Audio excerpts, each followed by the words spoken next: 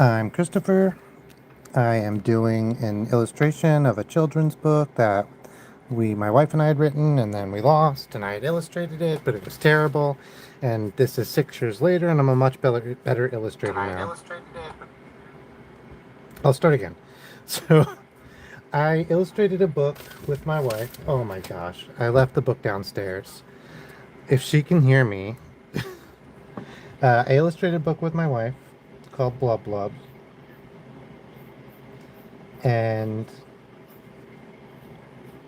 it was terrible. This was like 6 years ago. I was not as good of an illustrator as I am now.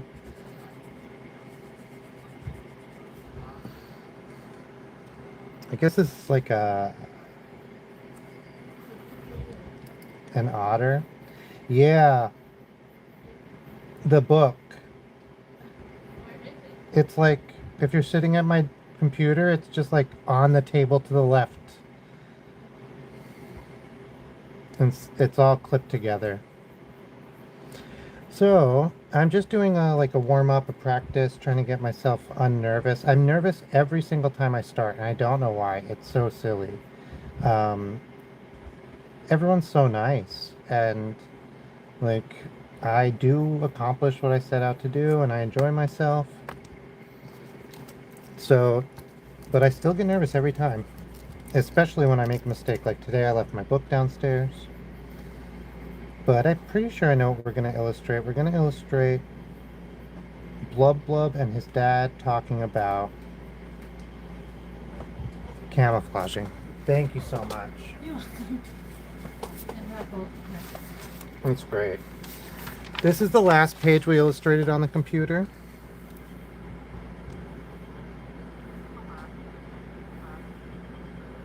Oh my gosh, I'm trying to see the chat. There we go.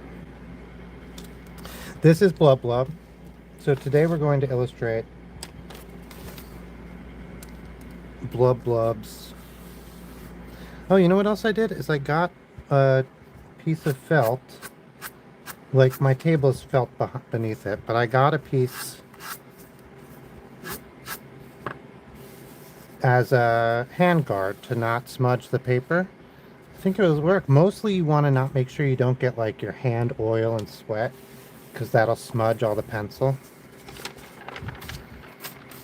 Okay, so I'm doing an otter here. I'm drawing an otter, a sea otter, and there's a story. There's a seal that was gifted a stuffed seal, a little seal stuffy, and the seal's been hanging out with it and taking care of it. And there's photos. You can find photos with it, like hugging it, and it has it on its back. And so I thought it'd be cute to draw a little otter with a little otter.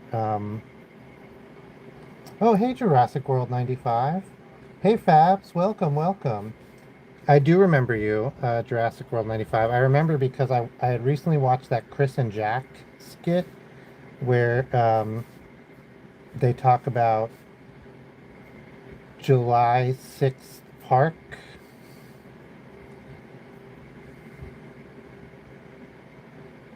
Hello, Fabs. How you doing? Hi, Oddfud. Yeah, so I decided to draw a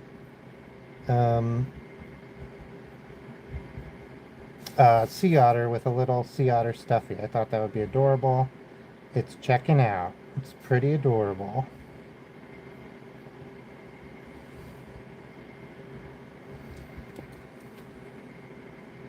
Yeah, it's been a while, Nanochi. How you been? I haven't been streaming early. I've been streaming late, is the way to say that. I had a craft fair for 2 days, and we go from very early in the morning till pretty late at night, or pretty late in the day. And so I did take some videos of the craft fair. I'll upload some stuff here, but some of the illustrations that I did on stream and some that I did for shorts and stuff, we sold those at the craft fair as greeting cards and prints and stuff, and people really liked them.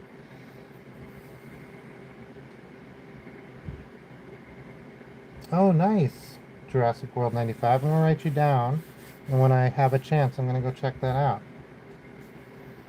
Oh, nice, awesome, good, congratulations. Jurassic World 95. Check it out. Subscribe.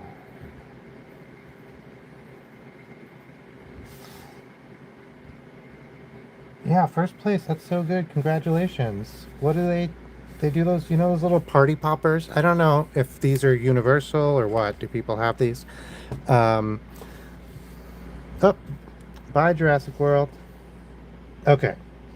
So here's the book. Let's see. So yeah, that's the little otter with the thing. So here's the next pages of the book. We have Blub Blub was always pink, and actually that's going to be this page. He's like, I don't know, I'm just always pink. And then we'll have Blub Blub, his dad, asking him like, why can't you change, bud? Which, like, that's such a hard and sad thing to have your dad be like, why can't you do the thing that makes everybody normal? It's moments like that that I think make this book good, as it's hard to read sometimes. So we know what his dad looks like. Here, I'll give a little sketch just to remind myself. His dad is, you know, a regular... Oh, hi, Elstefan. He's like one of the octopuses we've been drawing with a big bulby head. They can change their head shape even. He has this kind of like, is this... For me, I always think of this as George Costanza hair, but I don't know.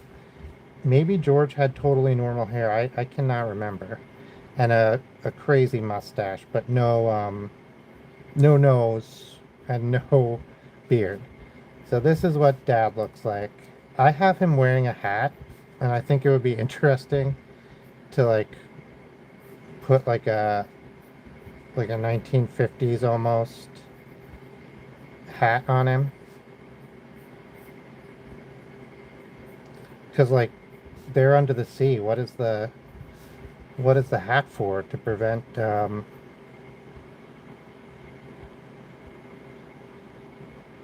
yeah, I'll check yours out too. I'll put a list of... And got Nanochi, that's your YouTube, right? I can look that up. And Jurassic World. I have these written down. I don't know if you can see that, but I will check them out. At the end of the stream, I always have a bunch of like admin that I do, because I think of ideas and stuff. And you know, I have YouTubes to check out, stuff like that. So this will be my end of the stream admin today. Okay, yeah, so we'll have the dad being like, hey, buddy, it'd be really great if you could do camouflage like the rest of us. And Blub Blub, in the book that we have written here, Blub Blub says, I don't know how. Oh, okay, let me see. It's hard for me to see that kind of stuff on the phone. It looks like it's a guy with like a bar, like maybe a guy from a video game. All right. So the dad's not going to be smiling like this, right? He'll be like more somber. So we'll have his mustache maybe be also more somber. There we go. All right. Oh, Sapley, how you doing? So I guess we'll have to turn the page. Anyone has any quick requests before we turn the page? We got the otter with hugging a little otter stuffy. I want to use up this little bit of page. So, and I told myself I would ask people for more requests because I like to do requests and I don't ask enough. All right. While everyone's thinking, I'm going to take a sip of water.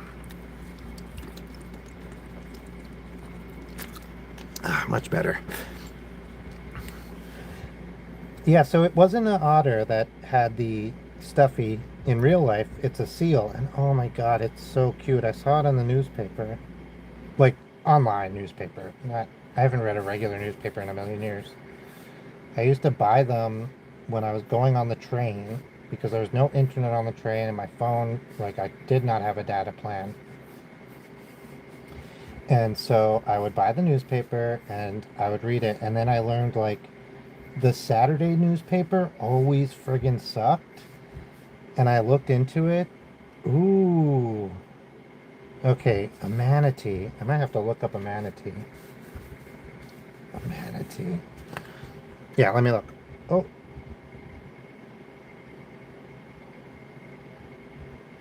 yeah. Okay. I hid the chat by accident. I'm trying to bring it back. I cannot get the chat. I'm gonna have to restart YouTube. Oh, there it is, there it is, there it is. Okay, I got it, I got it. Okay. It sparkles and stars. I'm doing it. You think I won't. I don't know if you think I won't. I said I would, so. Manatee. I'm pretty excited. This is a really good request. Not to like bump up your ego or anything, but solid. And oh, okay, okay, manatee. Yes. Yes. Okay. Oh, I'm excited. I know trivia like about every friggin' animal that I never even heard. Sometimes I'm like drawing an animal and like a piece of trivia that I heard like a million years ago pops into my head. Okay, I'm gonna do a quick sketch. I can't read the chat right now, but then I will come back and read the chat. Um, I'm sketching off of a bunch of different uh, reference photos. Okay. And I don't draw any specific reference photo. I use them all to like just kind of get an idea of the shape of the animal and see what's what. Um, Sometimes I will do a similar pose to one of them, but that's because animals pose that way, and I've learned that from the pictures. But I don't like to copy a photo. Um, I feel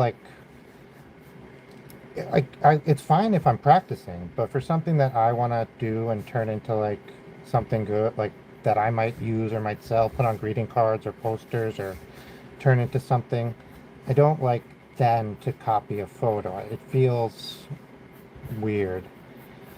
Okay, yeah, so I like how these guys have the like fat rolls. It reminds me of how the tardigrades have like segmented bodies. Okay. I don't know if I got the fin right quite. Okay, I'm coming back into the chat now. I kind of just have one of these for the. Okay. Open up chat, please. There we go. Hi, Rain. Sorry, I wasn't in the chat, but I'm back. Yeah, I'm doing animal. Let's do animal requests today. I was gonna draw Blub Blub, but let's do animal requests. Okay, we have the manatee, the tail, the fins. I gotta get this fin better.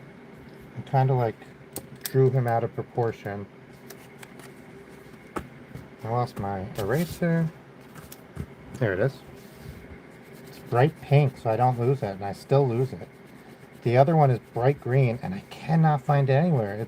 It's crazy. I have like brushes that I've had for 100 years that are like camouflage, and I cannot find my bright green eraser that I use like regularly. So silly. Okay. Hey, this is pretty good. I'm pretty happy with this.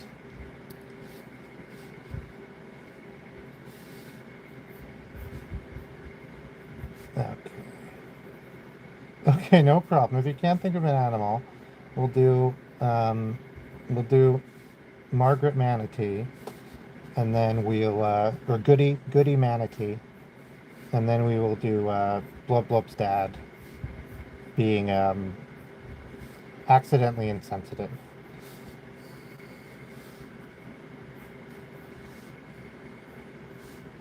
So usually I would have a witch's hat sort of like falling over because of the gravity of her hat.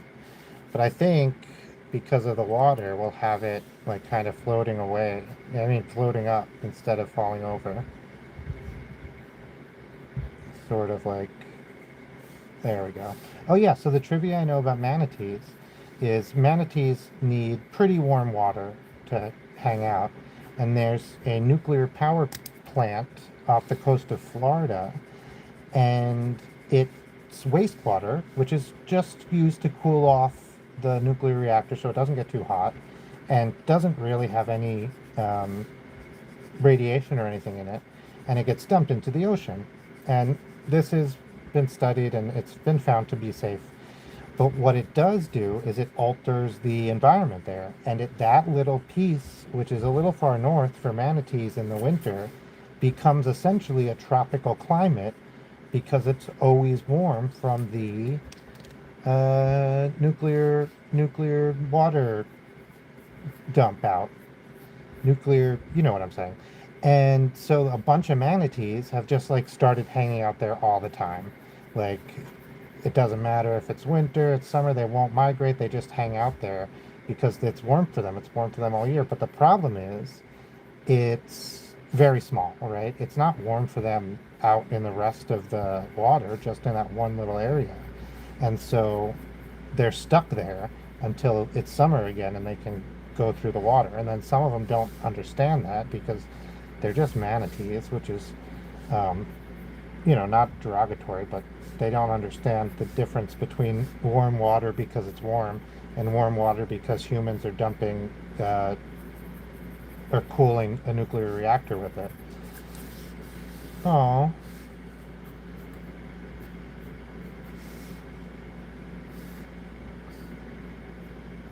I don't know what a manatee's magic wand would look like, so I'm kind of winging it. Maybe it's a piece of coral, so it will have like some branching pieces of coral coming off of it. Oh, I like that.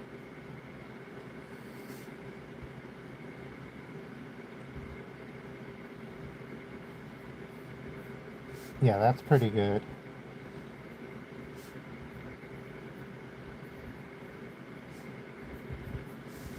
Okay, and we said stars and sparkles. I really like doing stars and sparkles.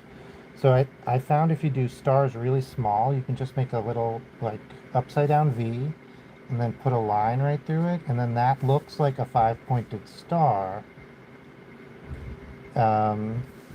without having to get too tiny. You can go really tiny. It still looks right. And then little hearts, you just kind of do left and right. And I think this really makes it look like sparkles if you mix it with some crosses, some X's, some little tiny dots. And then because it's a manatee and we're underwater, we'll do some bubbles, which, normally wouldn't show up, but it's magic.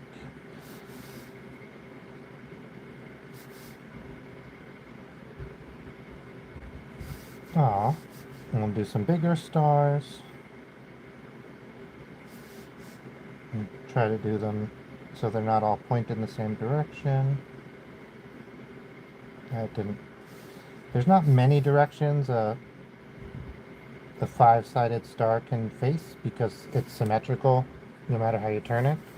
So like, that makes it hard to make them look like they've been randomly thrown down.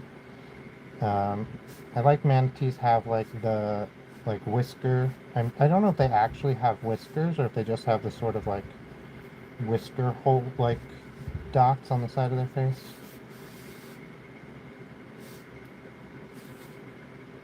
How's this? You see it? Here. Throw a couple more hearts in there. Because they're gentle creatures of love. And then there's that pretty popular piece of trivia about manatees that they were mistaken for they're the origin of the mermaid tale. All right, let's get some outlines on here, and then we'll move over to Blub Blub's dad. Or if anyone else has any animal requests. I do have a little bit more page I can do.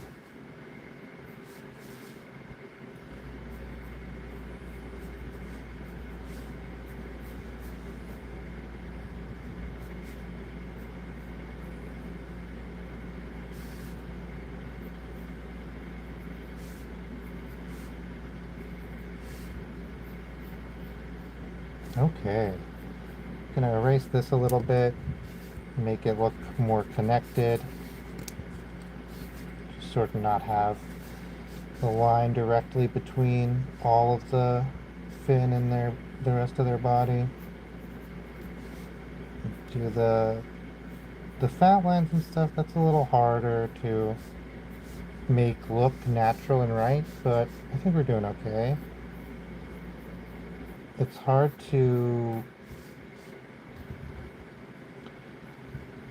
So I think about this all the time since I learned it. It's not something that I thought of naturally, but like lines are not meant to represent lines in drawings. They're meant to represent the edges of things. And so that's why it can be so, like, lines aren't always the proper answer for defining the edge of something, even though it's the default answer. So you kind of think, you start to think in art, especially when you're first learning, that like that's what everything is. Ooh, a kitten in a pumpkin. All right, I think there's room for that, and I know how to draw a kitten and a pumpkin without having to look it up. So that's lucky. Yeah, so very often when you're drawing a line on a page for a drawing, you're not actually drawing a line in order because there's a line there. Um, you're drawing a line because there's two shapes and you're trying to separate the two shapes. So for instance, this line around the nose, like that's not because there's a line there. That's because this part of the face is closer to us. And when we look at it against the back of the face, we can tell that they're separate in our brains. And we need to convey that separateness flatly to the audience. And so we draw a line. That's what makes the most sense. It's the simplest, easiest way to do it. You could have it be different colors. You could have it have shadows and stuff like that. There's a bunch of ways to do it. It's just that the simplest, or the maybe not the simplest, but the most expedient, the default way, as I said before, is to draw a line. And so I'm not saying don't draw lines or lines are bad or anything like that. Keep doing what you're doing probably. But I am saying like it really made me think about what I was doing in a different way. Because I just kind of thought lines were a thing that happened in real life. But barely. It's fairly not. Alright, this is pretty good. Manatee, sparkles. Let's get the Manatee Witch with sparkles. She's loving it.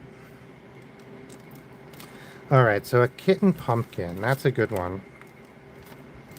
Let me find a little spot. Okay. So I'm going to use... Okay, we'll get this one. So like a kitten jack-o'-lantern, probably.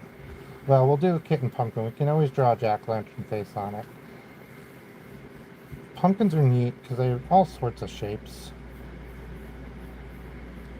There we go. I like that. And then like as you draw the circle out to get it bigger and bigger, you also kind of naturally define the ribs of the pumpkin. I like that too. Or, you know, you start to get an idea for the ribs of the pumpkin. There we go. I like this a lot already. We got this kitten in a pumpkin because it's going to be Halloween any second. Alright. We won't define this back one yet because we'll have a kitten popping out.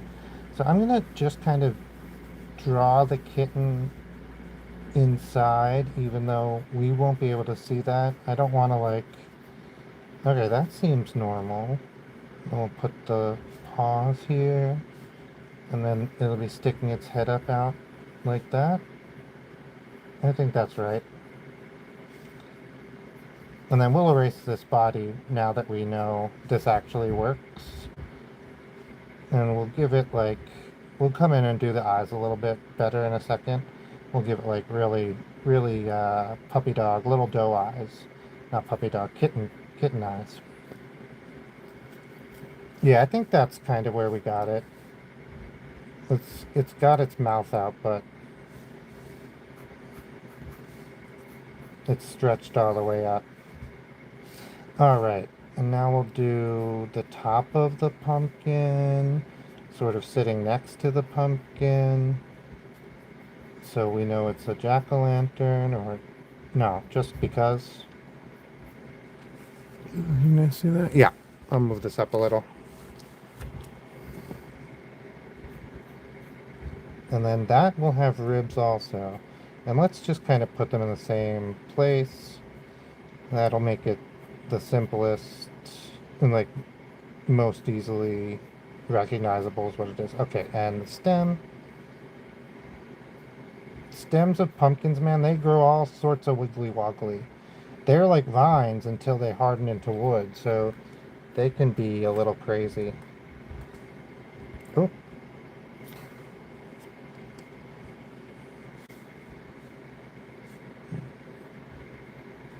And they also have ribs.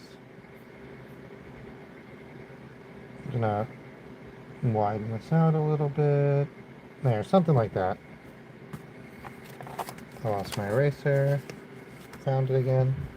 Sometimes my eraser when I'm drawing, if anyone else has this issue, I'd love to hear about it. Like, or if it's just my disorganized person, but like I will literally be holding this and then I'll put it down and then somehow it'll end up like behind me.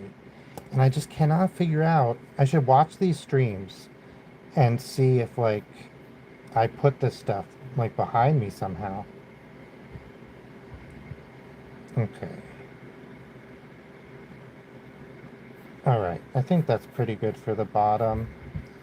And then this will all be like a lighter orange, and this will be an outside orange. Okay, let's get in with these eyes. So I think I've kind of gotten a pretty good shape going already.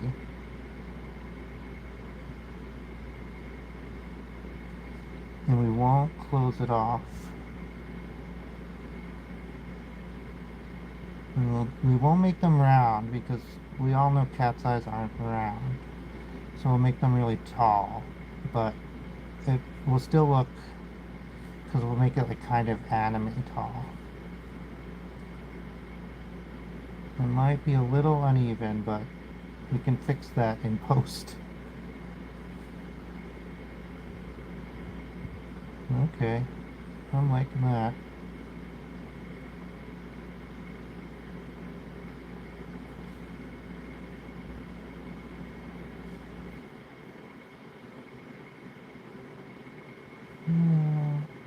Alright.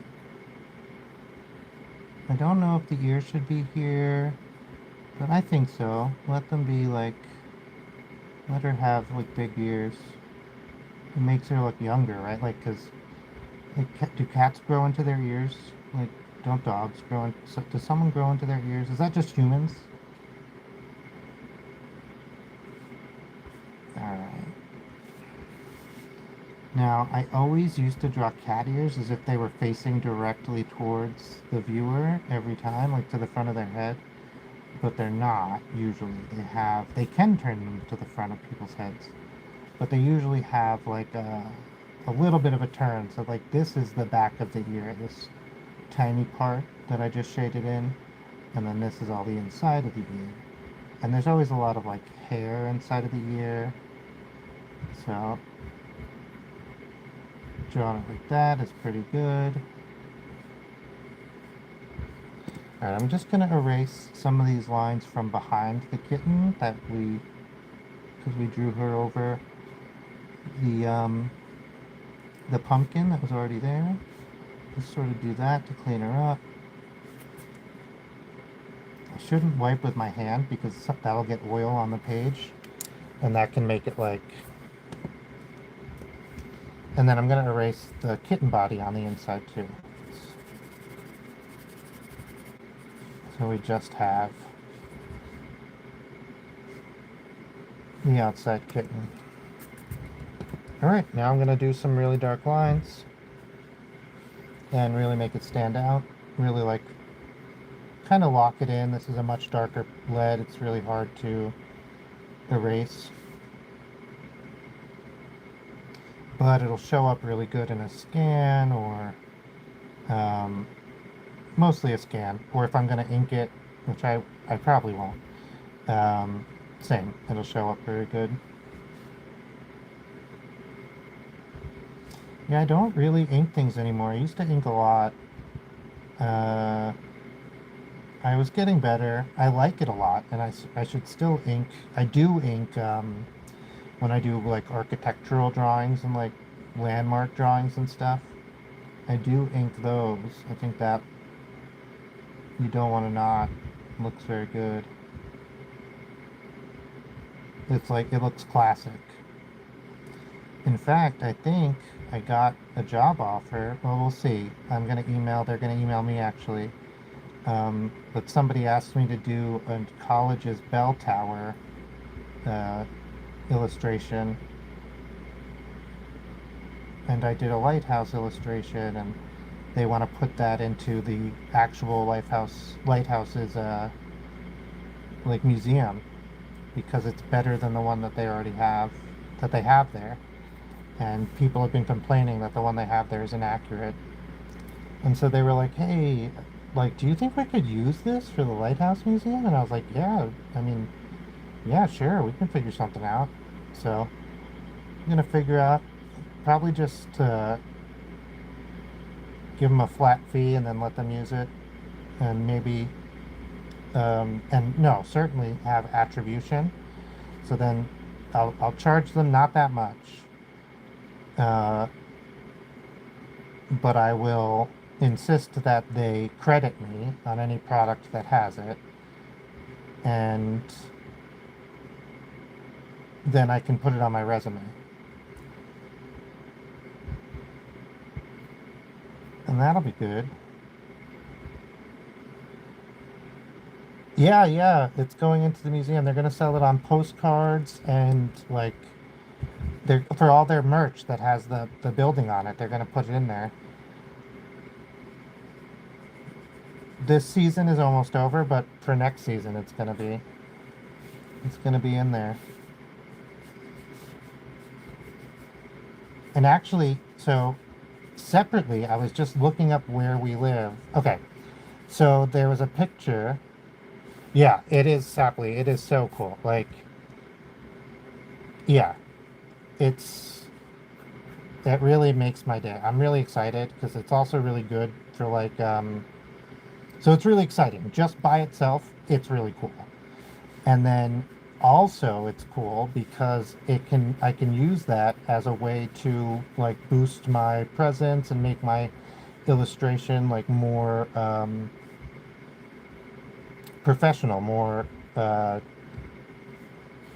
professional is probably the right word, more desirable. People know I'm like more legitimate. That's what I was trying to look for.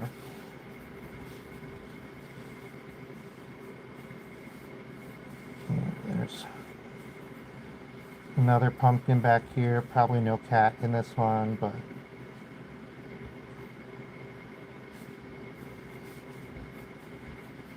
maybe like a tall, weird one back here. You know, like some people get like the really tall, weird pumpkin, and they're like, this is the pumpkin I want for my jack-o'-lantern. And you're like, oh, okay. That's a choice.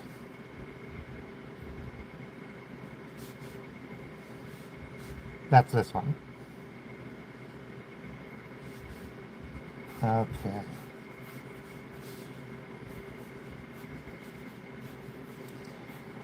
Should we do jack-o'-lantern, or should we like leave it with the idea that the jack-o'-lantern is being carved right now, and like that's why the cat's there? We can have these back ones be jack-o'-lanterns already.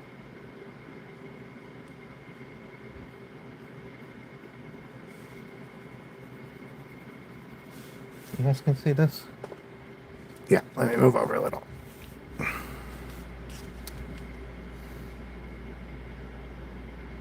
With a bat and a squash. Interesting. I don't know. Okay, I think I know how to draw a bat. Let's see. I like this cat. This is gonna be on cards or shirts or something. I'm pretty excited.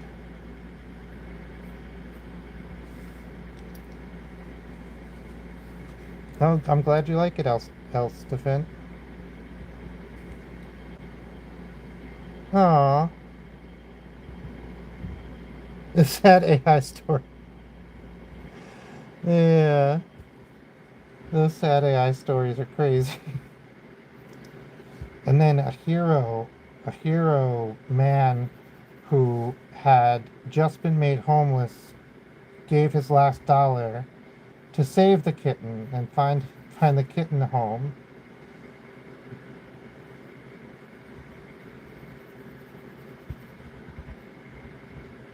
I actually did just see a really beautiful story that was very similar to that. No, no. No, I'm gonna that's too much. I like the idea.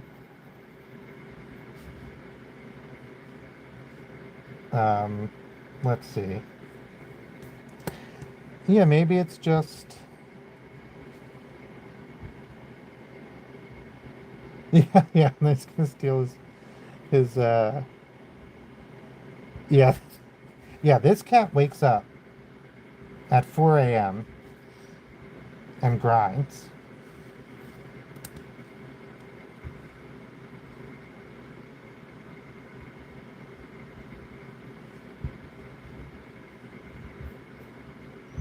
Okay. Not bad, pumpkin. Not bad at all. This one. I think this pumpkin maybe is just a pumpkin. And this one is like, maybe there's like a pumpkin carving tools over here or something. Like a spoon. And one of those like pumpkin carving knives.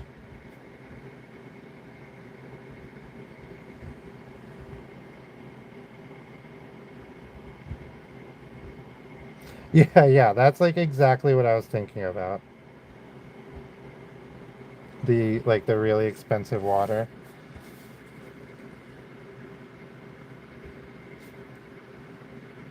And like somehow the cat has all of its meals made for it.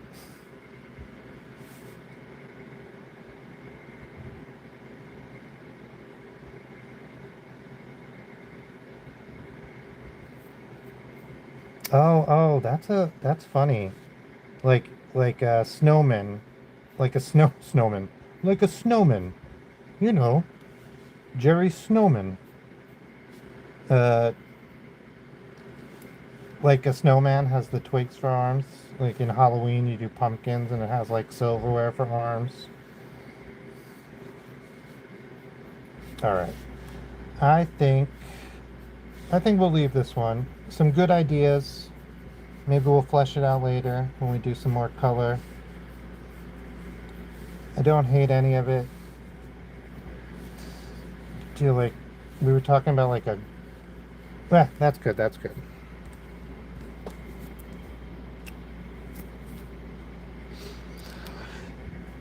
I'm trying to think like what else is like folly. Oh, they do like the sheafs of wheat.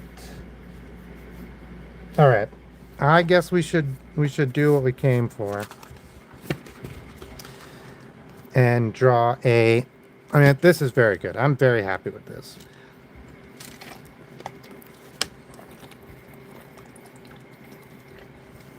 Ooh, thirsty. We could draw Blub Blub. Blub Blub's dad. doing a, oh yeah, being accidentally inconsiderate because he's like, son, why don't you do the thing like everybody does? I don't understand. Just do it. Which, like, he doesn't know is being hurtful. He's just genuinely curious. And Blub Blub's like I said, we say Blub Blub says he can't do it in the book. I don't know if he can't do it. I don't know if we get into that, but like maybe he can't do it. So let's color this cat, clean him up and color him tomorrow. I'm still streaming, I'm not stopping now. But I'm saying for tomorrow's stream, let's color this scene, maybe do a little bit of cleanup on the, and also color this manatee. And I don't think this manatee needs very much cleanup, but we'll double check and we'll do that. That'll be tomorrow's stream, probably around 6, 7. We'll start again. Yeah, so let's do. Oh, this eye is really cute too, but I don't know. All right, let's do Blub Blub's dad. Being accidentally inconsiderate. Let's see. All right, Blub Blub's dad is also an octopus. I'm going to move him over to the left so we have a place for Blub Blub also. Yeah, so tomorrow... Oh my god, 6, 7. Yeah, my bad. I'm too old to... I barely know that 6, 7 exists. 6, 7, 6, 7.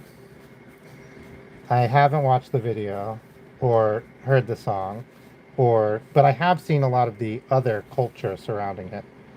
Okay, Blub Blub's dad. He starts with a circle. We're going to make everybody a little bit smaller because there's going to be 2 people on the page. I'm trying to think how else, like what's a dad bod in these big circular cartoony octopus that we've been drawing? Like what's the equivalent of a dad bod? Like just maybe like thick tentacles, like sort of just a stouter frame. He has the, well, he'll be looking this way, so his eyes will be like this, his mouth will be like this, his mouth will be here, yeah, like blub blub, why don't you do this? And his mustache, which will be droopy to show that he's like sad and serious right now. Or serious, he's not sad yet. Yeah, definitely have a balding head. That's good. Got like, we'll do that Costanza hair thing going on.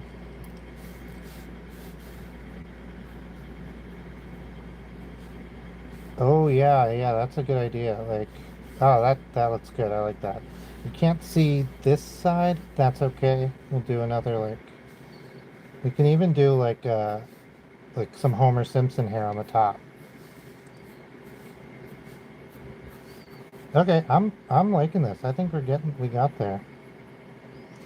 Oh yeah, for sure. Like sort of like sunspots. Um, because the octopus already have that, so that will work really well. Not, I was gonna say he's smoking a cigar, but he's not. He doesn't smoke. It's underwater.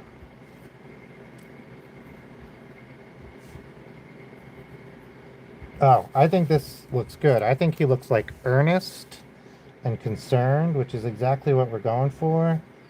And he's like, hey son, why don't you fit in? Like, what's your problem? But he's not saying that. He doesn't know. He doesn't know that's what he's saying. Even though that is what Blub Blub is hearing, right? I'm sure lots of people can relate. Yeah, then he looks. Yeah. Oh, that's pretty good. Ah, I'm gonna draw that, although I think we probably won't use it because you don't want kids, younger people, to be um, associating anything fun with smoking. But I mean, I had a bubble pipe when I was a little kid. Although I did smoke, and it was terrible. Don't smoke. It's really terrible.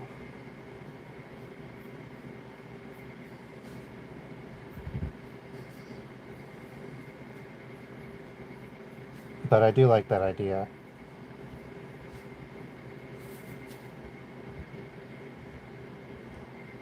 Hmm. Yeah. Yeah, like, I think you're right. I think we're gonna get rid of the pipe. I think it makes him too professory. I think that's part of it. And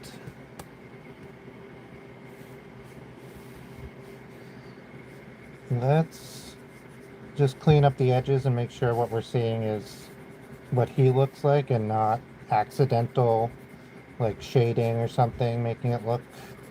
So I've learned to double check because sometimes I like try to fix something for so long and it didn't even really look the way I thought it looked because it was just like I was having an optical illusion based on my shading. All right. There we go. Looking good, Pops. No.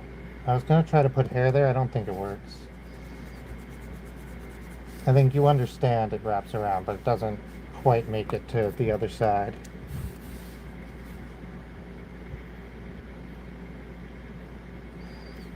He's smiling. I want him not to be smiling. There we go.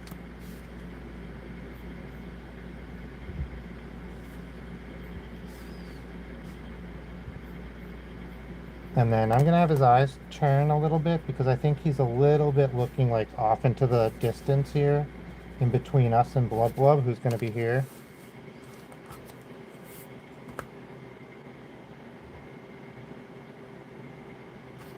Mmm. We haven't gotten further in the story yet. I haven't read ahead, which is probably silly. But it's been fun reading it with the stream and trying to figure it out, so I've just been leaving it. I I think that's a really good idea, and I think if it doesn't fit into the first book, it would be a really fun thing to include in the second book if there's a sequel or even just like because I think also it'll be nice because you can play with the idea that he would be like sort of just like more rigid, more stuck in the past, like but then he's not. He's like really he can be like really kind.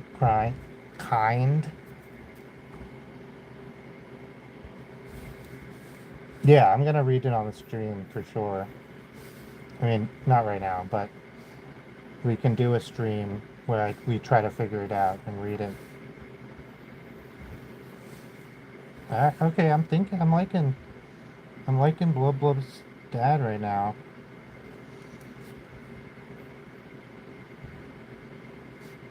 Yeah, because I think this ends and Blub Blub does not camouflage. And it sort of is just like, yep.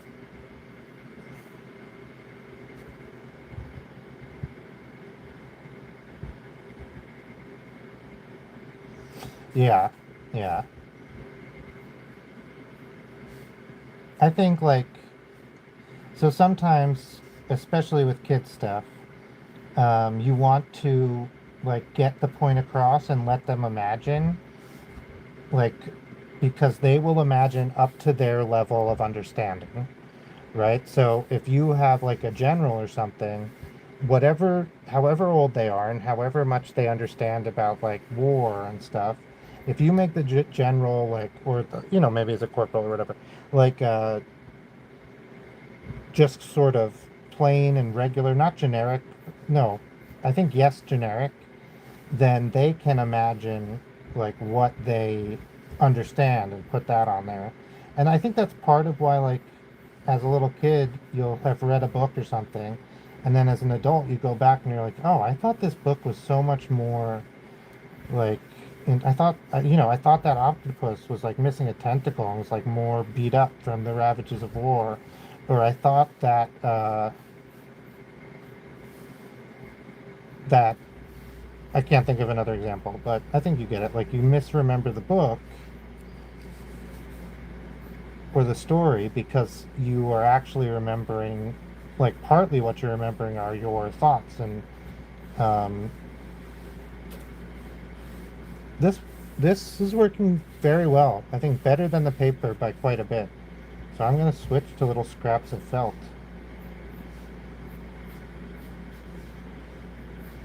All right, I think this is good. I think this, now he's definitely looking at Blub Blub, who's going to be here.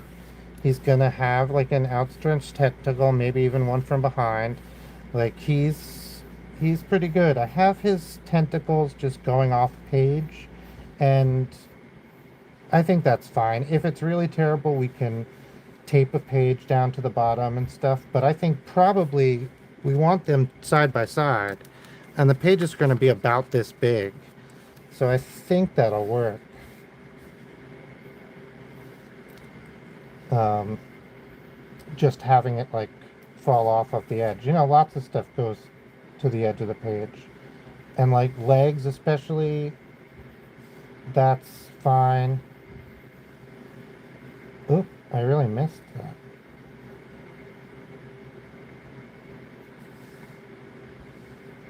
All right. Oops, I was holding my breath again. It's so funny I do that. Okay, so I was looking through, there was like a picture of a high school shooting club from the early 1940s, I think, or maybe earlier, maybe later. Um, and it was like from Long Island, where I'm from, but it didn't have a specific town. They don't know. But it kind of looked like the high school from my town. So then I was like looking through the Library of Congress to see if I could see where it was. And I typed in just Long Island and looked at all the photos. I do stuff like this all the time. In the Library of Congress, it's really fun to like dig through and find some crazy stuff. Um, okay, yeah, there's some mistakes here. I'm just gonna clean them up now because they're bothering me. I It's just the shape of where his legs come together. They get really skinny at the top, and I think that looks weird, so I'm just gonna fix it. And I found a scanned-in postcard of the lighthouse that I had drawn for the Montauk craft fair, for the craft fair that we went to. And it was almost exactly the same, from the same place, the same angle, the same like setup, the same distance. It was crazy. Uh, I made a short about it. I'll talk about it and upload it at some point. But uh, yeah, it was really interesting to see how they overlay, and that like I was selling postcards at the craft fair, and more than 100 years ago, because this postcard was from 1919, and so more than 100 years ago, somebody was selling postcards of the same lighthouse from the same like vantage point. Mine was an illustration, theirs was a photo, but photos were more unique back then, and illustrations are more unique now. So, they're yes, that's all. Everyone can take a photo. In 1919, not everyone could.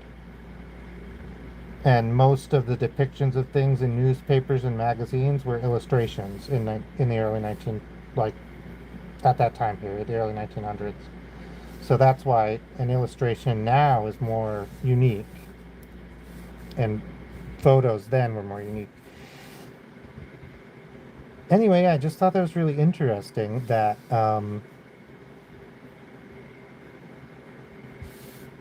it was so close to the same drawing. It was crazy. It was so crazy. I have to show you. I think that's the. You're not acting. You're not acting as impressed as me. No, I'm just kidding. Um, I'm just doing the back legs now. A little bit of, you know, like a hint. 1, 2, 3, 4, 5, 6, 7, and then maybe this back leg, which is also like coming up to comfort or something, blah, blah, blah. All right, so I think we did a good job. We have him looking. We can draw Blub Blub here. We know what Blub Blub looks like. I have that picture of him here. He's really big eyes, freckly head, really round head. His is the most circular. Yeah, I think...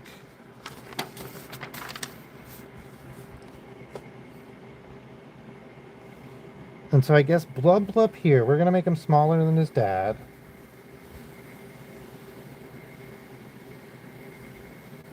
And I'm trying to think if he should be further away.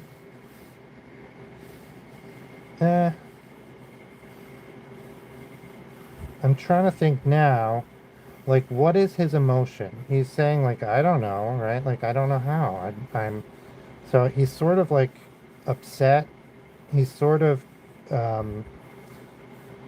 he feels ashamed. He feels like he's in trouble. His dad is sort of like, why can't you do this thing?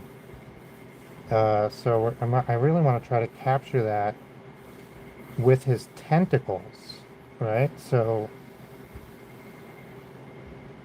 I think a little bit tangled, a little bit sort of like not something that makes a lot of sense, not something that's super comfortable, because he's sort of like, this is the reaction to what his dad is saying. It's his physical manifestation of his feelings. He's also still shrugging. I do want to put that in there. And maybe we'll have him be looking down.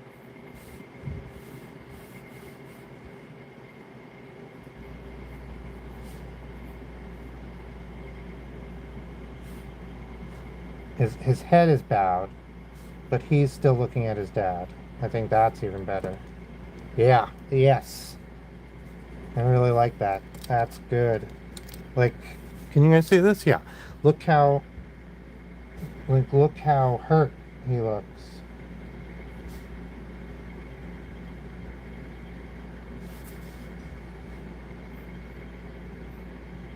Well, man, it's crazy how the tiniest little upturn at the corner of a mouth, right? Like you have a line like this, a little smirk, or so say a line like that, very serious. Just the tiniest little upturn at the side of the mouth, all of a sudden, this person's like a little happy, right? And it's the same like if you have like an open mouth like that, pretty serious. You turn it up at the sides, and now like it's a smile. It's so subtle. And it happens by accident all the time. You have like something from, you're trying to do serious or sad or whatever, and then you accidentally hit a little tiny upturn on the side, and now all of a sudden it's they're like super happy about something. Super happy is a little wrong, but you know what I'm saying. You guys get it. All right, I went right to the dark ink on this one, the dark pencil on this one. I'm very happy with these eyes, and maybe I'm rushing it, but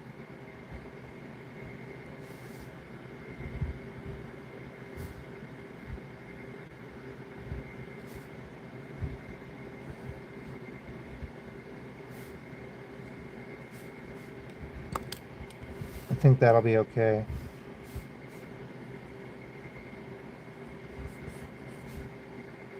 I do these shorts, and in my spare time I do a lot of research just to like learn, just because I like research. And gosh, I think this eye is supposed to be bigger. I'm just gonna make it a little bit bigger and make this one a tiny bit smaller. I think that works better. And there we go. He's saying, I don't know, Dad. I just try my best and it's not good enough. What am I supposed to do? Try harder than 100%? It's mathematically impossible. Okay.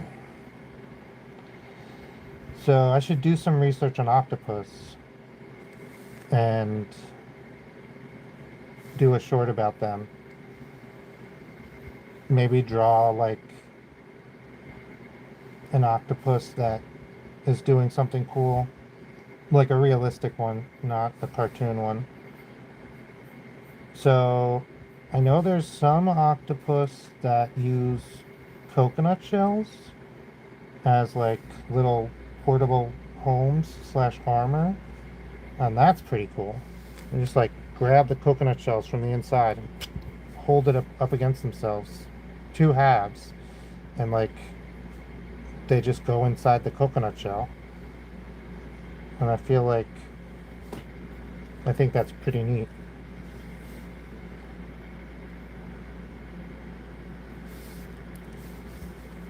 Alright, so I'm going to switch back to the not so sharp pencil. I mean the not so dark pencil.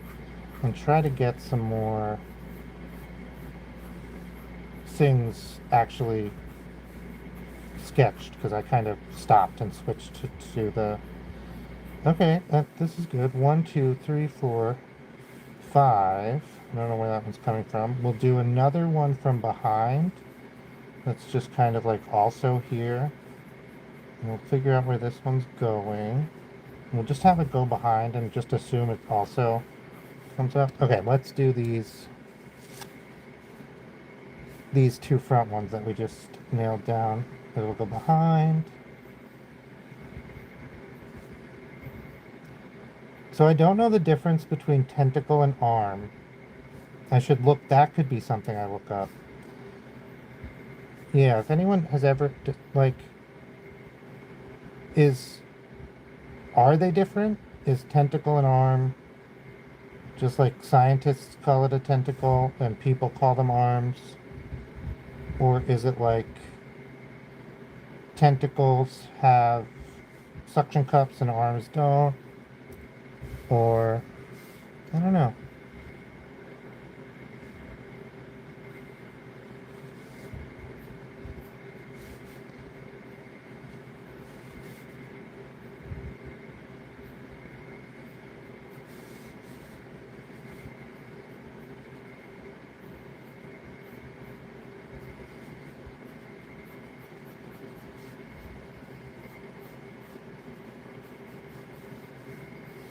Alright, I think I'm pretty happy with this interaction between Blub Blub and his dad.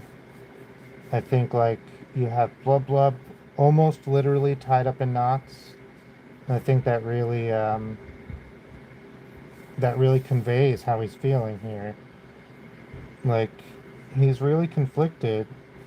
I'll get the actual wording here and we'll write it up on top of the page.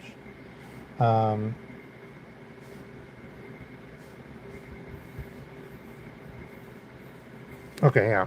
I think I'll extend this arm somehow. Maybe have it come down and come back up. Let's do that real quick because it just looks very wrong. I don't want to leave it looking very wrong. Okay. Has anyone watched any of those like under the sea documentaries? Like who's the guy? Jacques Cousteau, I think is his name. It's so I always remember it's like I was always afraid to pronounce his name. I was like I'm gonna get it wrong. It doesn't look like it's written, so and like when people say it they always like do something to their voice, which turned out to be do a bad French accent, but I didn't know that at the time.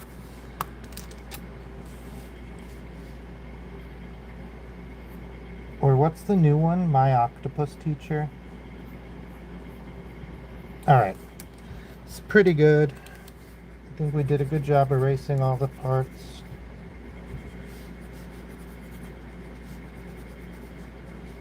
Make sure this actually looks right.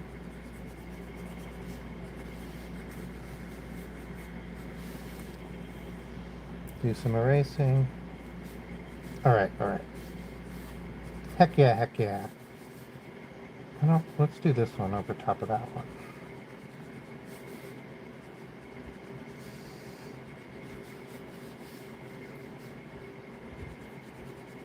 Okay.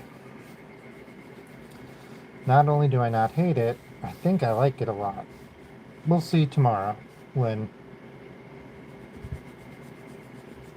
I look at it again. Alright.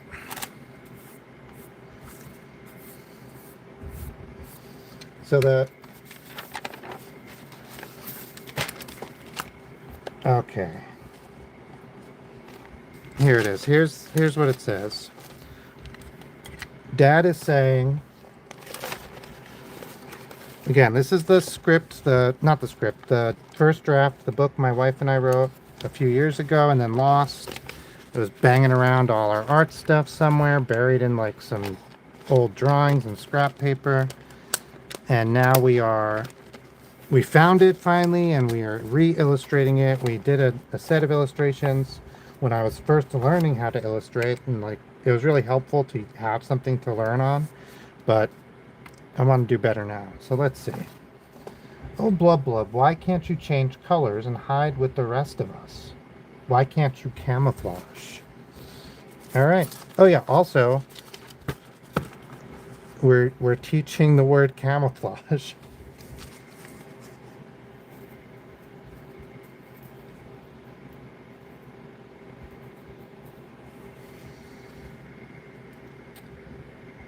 Yeah, so we'll just have it. Oh. We'll have the dad saying it. Something's going on over here. Okay.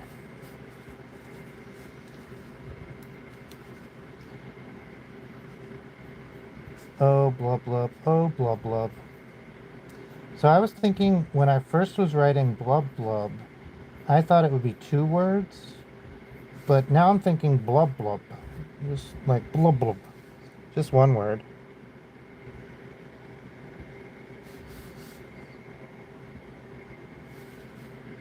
Oh, blub blub. Why can't you change colors?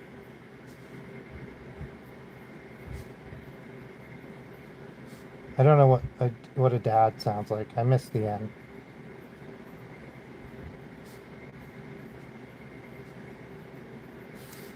And hide with the rest of us. Oh, I think I just remembered the end of the book. I won't spoil it.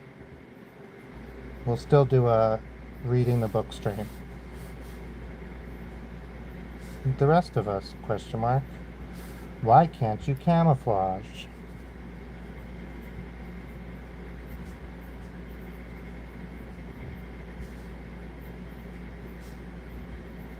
No idea how to spell camouflage. It must be camo.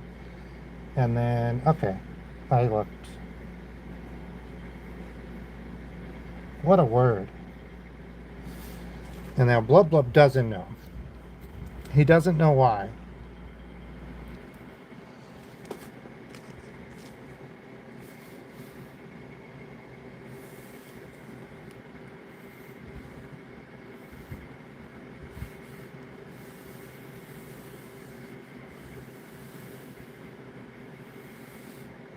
What? Wow, I spelled it real wrong. Camouflage. It's terrible. I got all the right letters, it looks like. Is this one of those Jacques Cousteau words?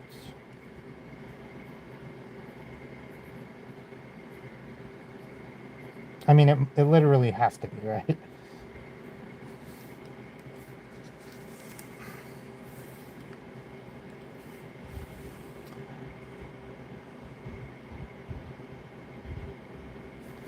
And then, do we just have the narrator say, like, so you have the dad say something, right?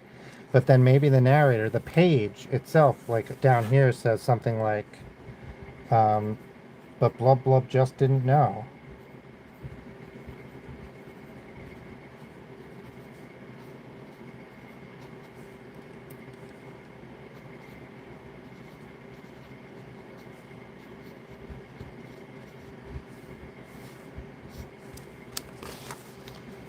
And then he could be saying like,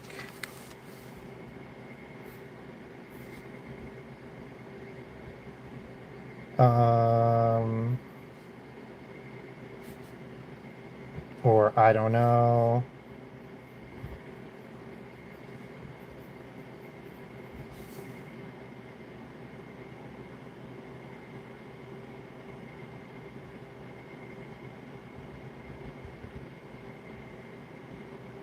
Yeah, yeah.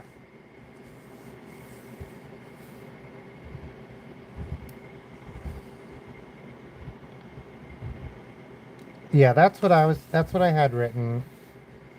And that's probably like I was just doing this to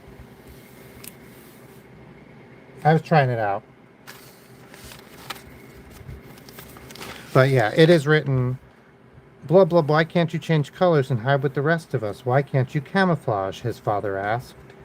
But yeah, Blub Blub's dad asked is probably better. His father is so like it's so me. Why did I say that? But Blub Blub didn't know how. Yeah, and then you can still have it set up like this.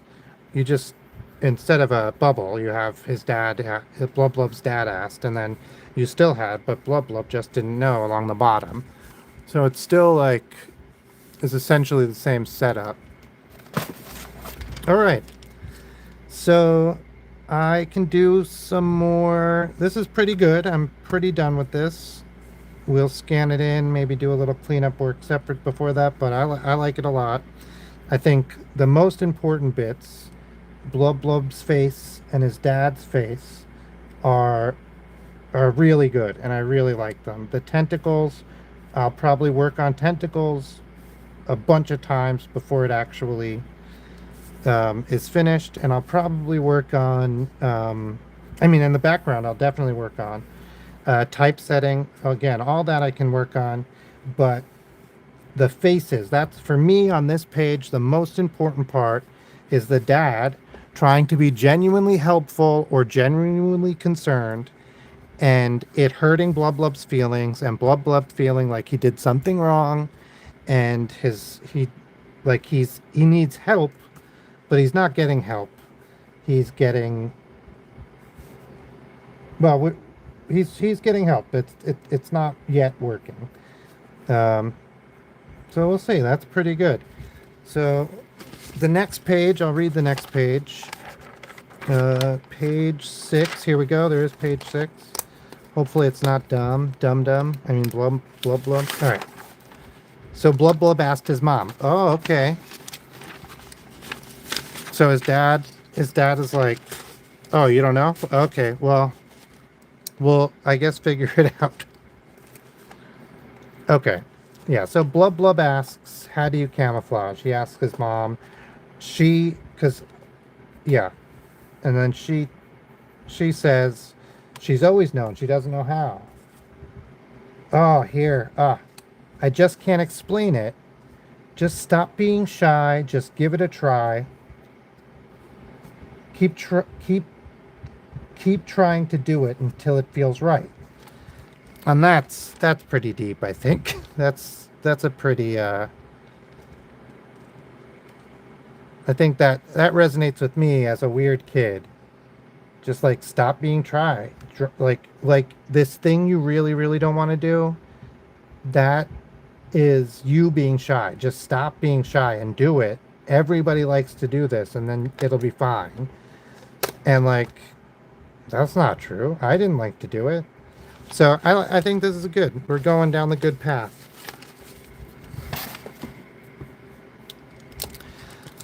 All right, I will do any more requests. We remind people we had the kitten and the pumpkin earlier. We had the manatee with the wand and the witch's hat. We had the sea otter with a sea otter stuffy. We had Fab's profile picture, poorly done. We have my guess at what Dad would look like. Oh, it's pretty good actually. This was the sketch I did when we first sat down for what we were going to draw Dad as. And this is what Dad actually turned out to be. Pretty good. Wait, which one is this? Is this the first one or the second one? First one, second one. Okay. Oddfud Sapley said a bat and a squash. Okay. So, okay, well, let's give it a go. A bat and a squash. A bug, a bat, and a squash.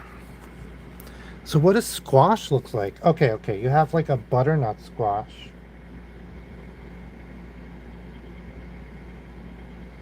Yeah, I was thinking the hat for the dad. Here, we can pencil it in real quick for next week.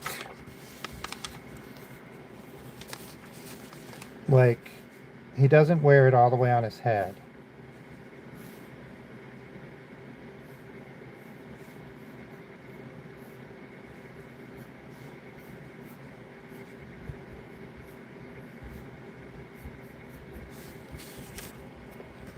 Yeah, it's not bad. We can draw it separate. And then on the computer we can easily pop it on and off to see if it's good, if it really fits. I like the dad having a hat.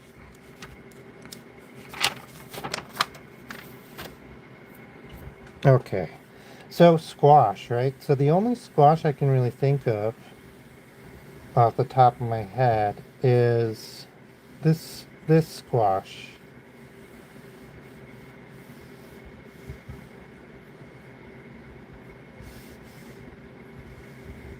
Like butternut squash. Sometimes they say if you really want a really good pumpkin pie. Oh, a really tiny hat. Okay, so just like,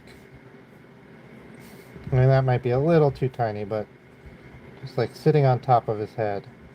Sitting on the top of his head. Okay. So, I think for this type of squash, it doesn't have ribs, but it usually does have like striations. We could do, so a bat in this type of squash. If anyone has any requests, I'm taking animal requests, animal/animal and prop requests. So I'm doing right now a bat in a squash. So,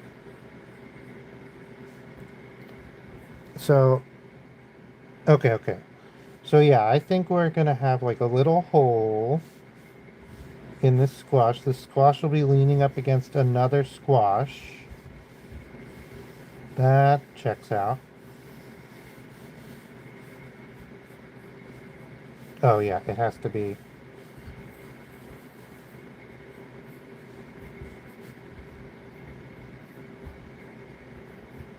Okay. Yep, okay.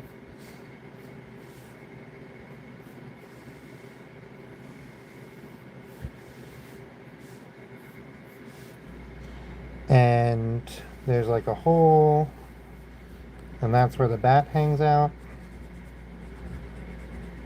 Maybe the hole's not even. No, I think the hole should be even. I don't know who made the hole, but I guess there are like gourds and stuff that people make holes in, and gourds are kind of a type of squash, right? So a bat. I drew a bat a few months ago, and I remember like a real. I guess I don't remember. I was gonna say it had a real pointy face, but its ears were very big for its head. Its eyes were here on the side, and that's where I get lost. Oh, it had like almost like a pig nose. I remember thinking it looked a lot like a pig in the middle of it, in the middle of the drawing. And then, oh, like a really tiny mouth.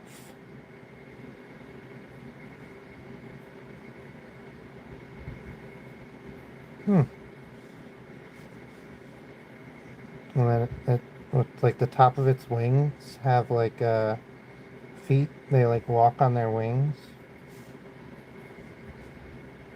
That's the weirdest things about bats to me is they walk on their wings.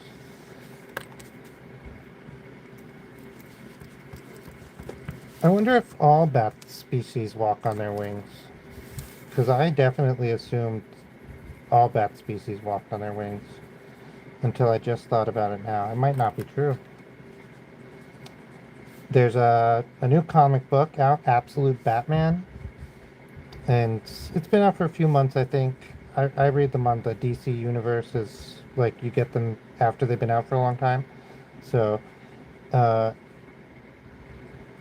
and he's like less using the bat motif for intimidation and more using the bat motif because he thinks it's really good and he loves bats and he thinks they're super clever. And so he's like actually doing batty things. And so he has like wings he walks on. And so, yeah, DC is doing this thing where they are sort of starting a comic universe over the last year, which means there's like only 10 or 20 comic books, like all told. 20, that's not. There's about 10 comic books in Superman, Wonder Woman, and Batman in this new universe. And there's about 5 or 6 comic books in like Flash, Green Lantern. Um, I think that's pretty much it. And then there's some like one-shot comics, like I think there's a Harley Quinn and a Harvey Dent. But the whole point of it is that new readers can get in, and there won't be like a ton of old lore, and it'll just be you can like start from scratch. And so they've changed a lot of the origins of the characters in very like big and unique ways. And it's like really nice. Spoiler alert, I guess, for the ultimate. No, it's called the Absolute Universe, or the All-In book series. Like Wonder Woman, instead of being raised on Themyscira, the island where all the Amazons live, she was taken as a baby when Themyscira, the island, was banished to an alternate universe, and she was taken as a baby and given to Circe, the goddess of, I don't remember, in the underworld. And now she lives like on a tiny island in hell, literally in hell. And that's how Wonder Woman was brought up in the new universe, the Absolute Universe. It's pretty good, it's pretty interesting. I'm excited to see where it goes. I've read a lot of the old comics, and they're great. And like, this new stuff, even if it's a little weird, it's not like changing the old stuff. So it's pretty nice.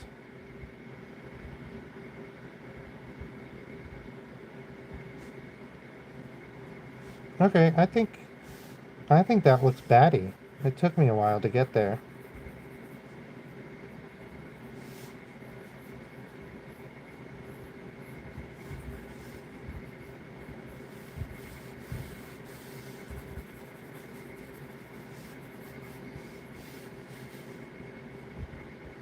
I had to tell 7 stories about Batman. Alright, I'm doing animals with things request. I like animals and hats. I like, I'm gonna do a squirrel if no one requests anything else, and then I'm gonna call it a night, I think. But let's do this squirrel. A squirrel, like a North American gray squirrel, right? With, gosh, what should a squirrel have? I don't want to do super, oh my gosh. I don't want to do something super stereotypical and do like a nut. Oh, but you know what? We can do like a play on the words, right? And do like a squirrel, but he's holding like a giant for him. He's holding like a big nut, all right?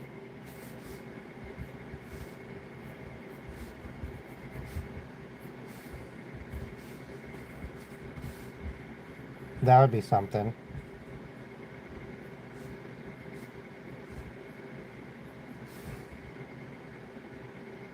Squirrel wrapped like a mummy. I'm not sure about that one.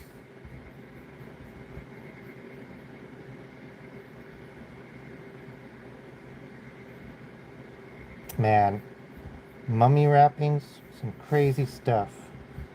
They used to just take it and use it as like packaging. They would unwrap mummies, use the mummy for like paint and food additive, and then take the wrapping and use that to like wrap fish and chips and like make stuff. Too much, too much. Okay, yeah, let's do a squirrel. North American gray squirrel. I have to look up what they look like. I need a reference. I'm pretty sure it's like this, but I might be confusing it with uh, the British red squirrel, which I used to see a lot on cartoons and stuff.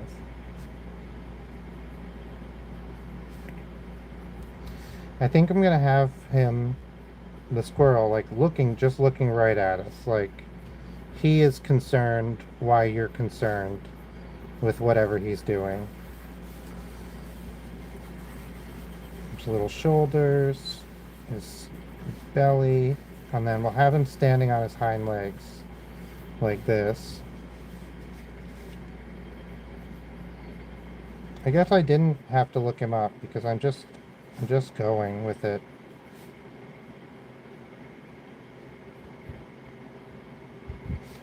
They don't usually like actually have like buck teeth coming out, but they can.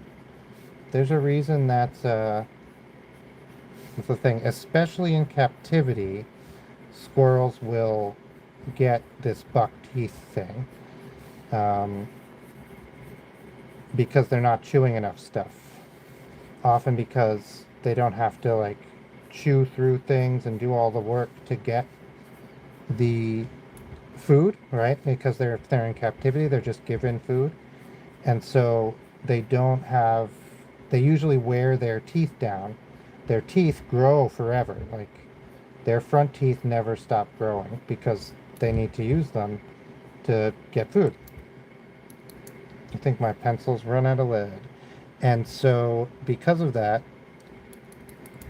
no, it has lead in it. I just need to get this out. Because of that, if they don't eat enough hard stuff to shave off their teeth, then their teeth will get really long and they will get buck teeth. What I find crazy when I learned this was I was like, well, that doesn't make any sense. Like, okay, so, but most people would have still seen squirrels in the wild. So I don't understand why this idea of their buck teeth became such a thing. And like, it's because lots of people captured and kept pet squirrels. They were in captivity in like as pets a lot in the I think early 1900s, late 1800s. You had like you can find all these photos and drawings and illustrations and descriptions of little girls and bringing their squirrels all dressed up to like county fairs and stuff. It's really interesting. I had no idea until I was looking up why about the buck teeth that we kept as like in the United States that we kept so many squirrels as pets, just like captured wild squirrels. The other thing we used to keep as captured wild is like there's this idea of like farm cats. And they're just like the wild cats that are around the farm, your farm. And lots of people at farmsteads. And so you'd have these cats. And they're not quite wild cats. They're not quite feral cats. Like you want them around because they get rid of the rodents and the varmint that eat your grain, eat your food, eat your storage, all that stuff. So that's good. But then you're also like trying not to feed them because you want them to eat all the stuff. Anyway, it was really common for kids to grab the cats and dress them up and instead of having baby dolls, like play with these semi-wild cats. I'm like, it's a little crazy. I don't know why. And they would just get scratched up and stuff. That was just a normal part of playing with not baby dolls, playing with wild cats.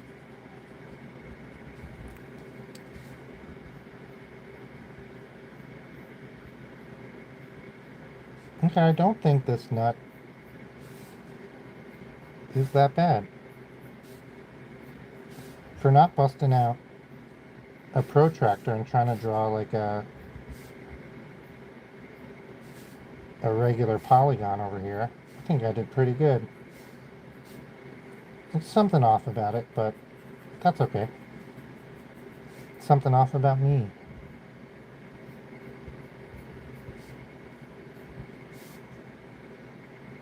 Alright, yeah, this is a squirrel and his nut. We're going to do the big bushy tail. So let's erase this nut. I think this nut will get in the way.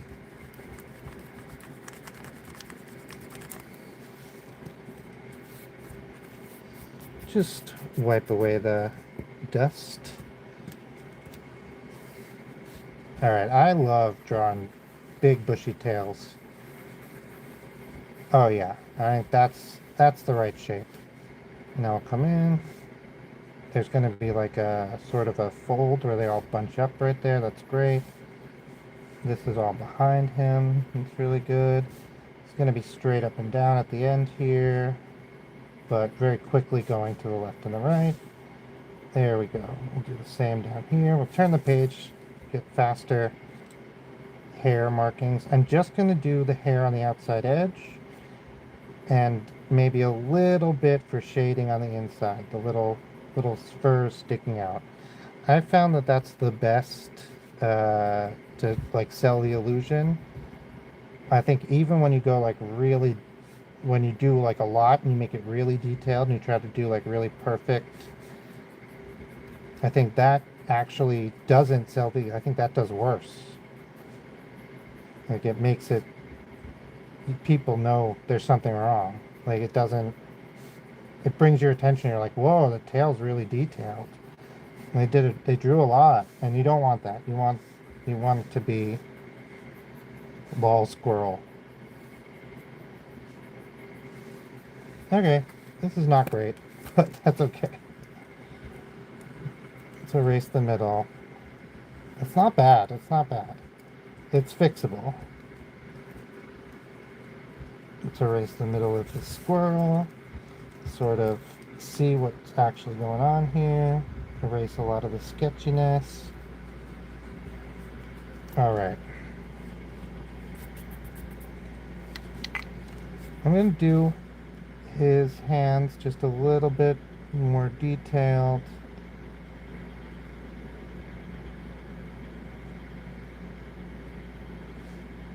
Just pause, I guess.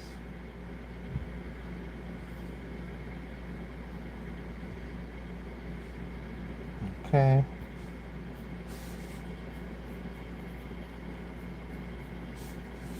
And then I'm just gonna, I like pulling fast towards me. So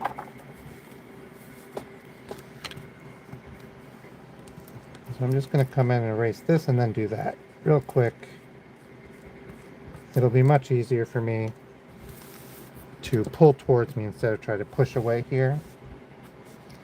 And that will give me lines that are thick at the bottom and get thinner at the top when the page is turned right side up.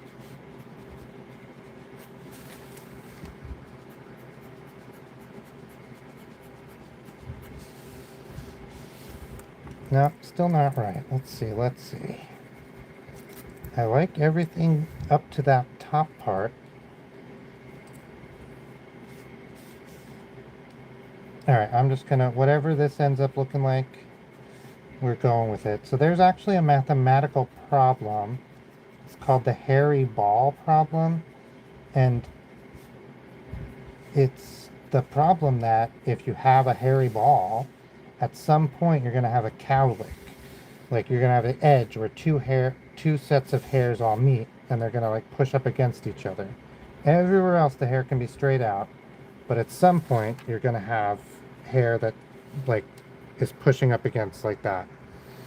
And so that's exactly what I'm having trouble with here on this squirrel is I have the hairy ball problem, where you go all the way up and they're pushing up against each other. It looks like totally natural other places, and then right at the top, they're just gonna have to meet and look like that. If it doesn't, that's why it was looking so off and so weird, is because in real life, every hairy ball, or tube or whatever, it doesn't matter. Like it's any hairy 3D shape is going to have that problem, and that's the only solution. All right, I'm gonna just where the squirrel blocks it, I'm just gonna pull some more hair out there. I use it as shading instead of, oh yeah, the hairy ball. Yeah, okay, I'll write that down on my shorts. That'll give me a chance to look up the animators who described the problem first and the mathematician who wrote the paper.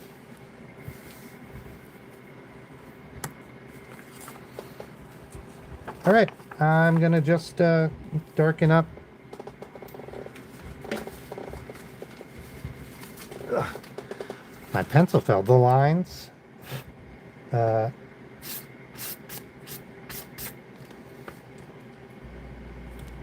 And then we're done for the night. We'll just do the face a little. Whoa. What's going on, pencil? There we go. That'll give me the chance also to sort of even out where I move the nose over a tiny bit.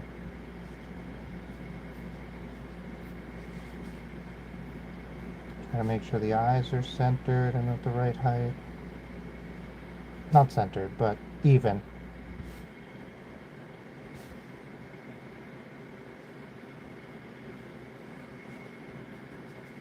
Yeah, so one thing that I've been trying to learn and trying to practice rather is like, this is a squirrel. This squirrel's hairy, right? I don't want to draw every single hair, but I do want to convey that this squirrel is hairy. I have another problem, which is that this squirrel is 3D, right? I'm drawing it on 2D. I need some way to convey like shadows and shading in order to make it look right. And so I've been trying to use the same solution for both of those problems. And when I need shading, use a little bit of hair texture and then let that sort of suggest hair texture for the rest of the animal, and also do my shading work for me.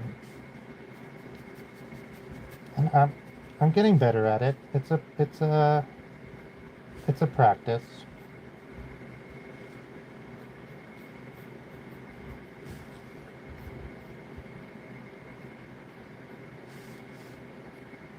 I don't hate these hands, but there's something about them I don't like either.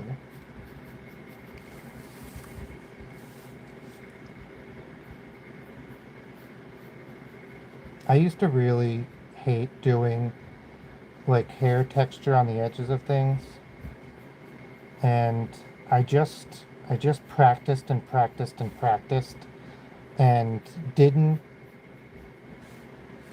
because for me now it's all just like a hand motion and letting that be fine. That's part of it too. We have a squirrel who's really fat who lives in our driveway. I don't know where. I mean, I do know. My mother-in-law feeds him all the time. We call him Fat Sam. All right. This is Fat Sam with a nut. Because he's crazy. No, wait, no, that's not right. He's like, did you say you wanted the 11/16 nut? Is that it? The 16 millimeter? Oh, I need to write that short down. Thank you so much, everybody. I'll be streaming tomorrow around 7 p.m. New York time, Eastern Standard Time. And we are doing... I can't remember. I said what we were doing. Well, I'll figure out what we're doing. Oh, yeah. We are doing the color on some Halloween drawings. Some spooky fall drawings. Fall's coming up fast. And probably this manatee. And maybe even this cute otter with an otter cue. Maybe a squirrel. We'll see. Thank you so much. See you tomorrow. Bye. Wrong phone. Okay. Bye.